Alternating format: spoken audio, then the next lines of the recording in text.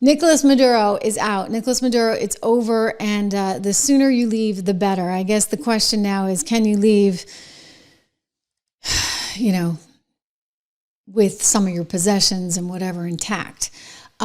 Sources tell me he knows it's over. I have a lot of sources on this story, and the belief is that, yeah, he knows it's over. It's just sort of a question of when and how at this stage in the game. Hegseth has been sending him quite a message. The DOD took out Department of War. What am I saying? We got a new name for this thing, which actually I like. I'm going to explain in a second.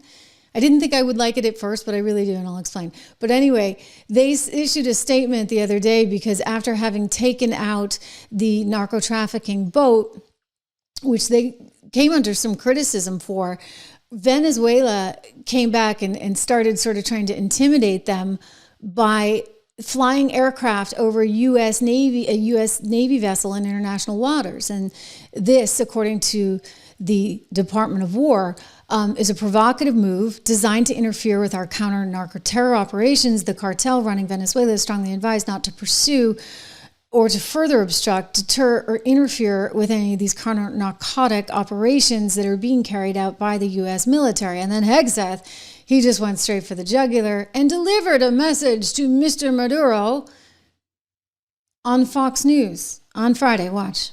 The only person that should be worried is Nicolas Maduro, who's running effectively as a kingpin of a narco state, not actually elected and indicted for $50 million by the United States. And we know he's involved in the types of drug running that has affected the American people directly. So China and other countries are going to say certain things, and that's their prerogative. What we have there in the Caribbean is a clear demonstration of military might.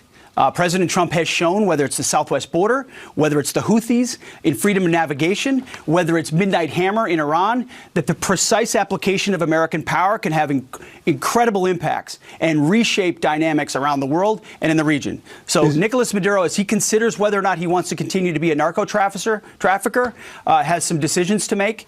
That's all I'll say about that. Wow, decisions. In other words, time to go. Time to go, buddy. Marco's going to make sure of it.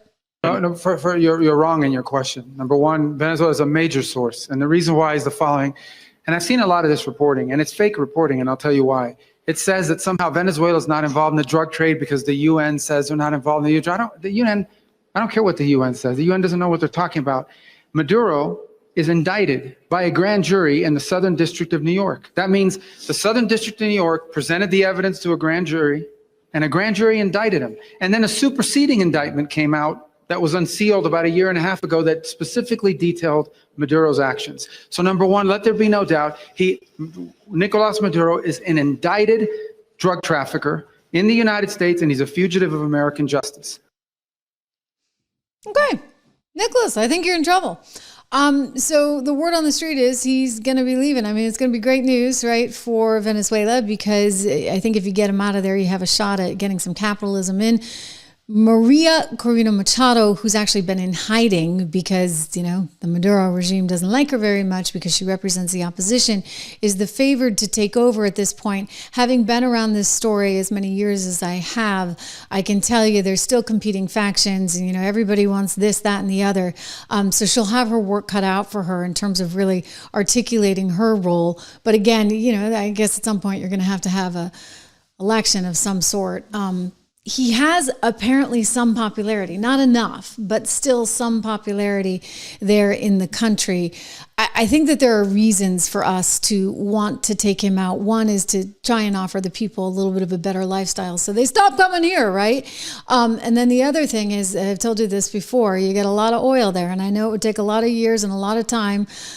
I've heard different estimates to get it out of the ground, but it's quite representative of a huge oil source, and it's right here in our hemisphere. And the danger is you got China there, you got Iran there, you got Russia there, and they all want their take, right? And they love being so close in proximity to us. And so they're courting Maduro, and the other day I showed you a little video he put on TikTok. It's like Tic Tac, where he's bragging about he's got his fancy cell phone from China. I'm like, yeah, because they're like monitoring every single thing you say on it. Mr. Maduro.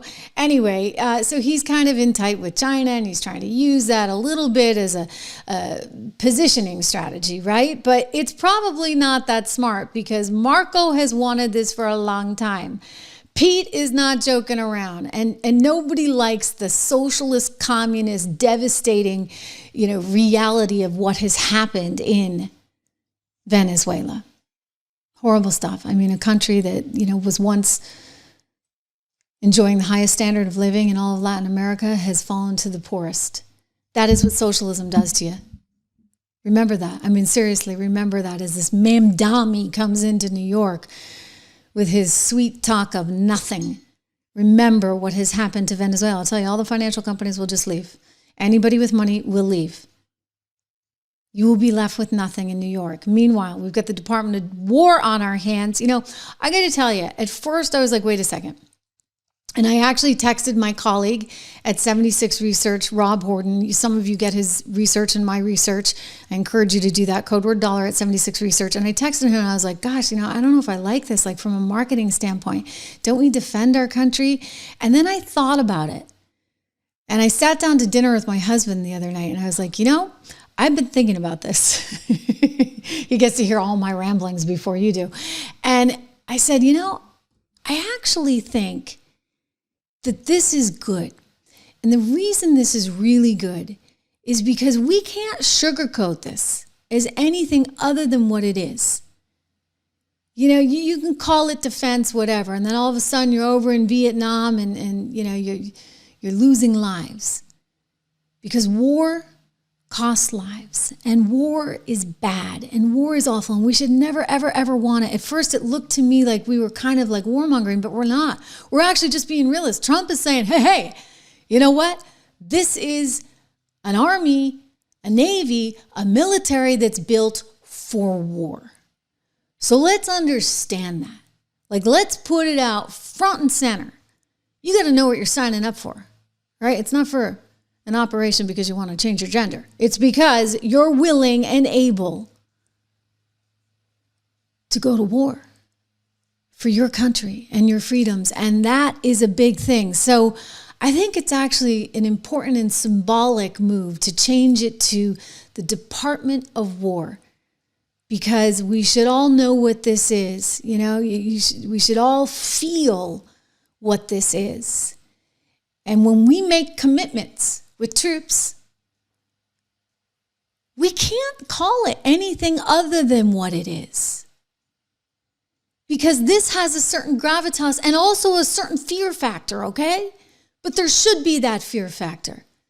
This is not, like a bed of roses, for goodness sakes. The military does tough stuff, and that's reality. So thank you, President Trump and Pete, for ushering in a new era of reality. Look, we need it, right? We need it.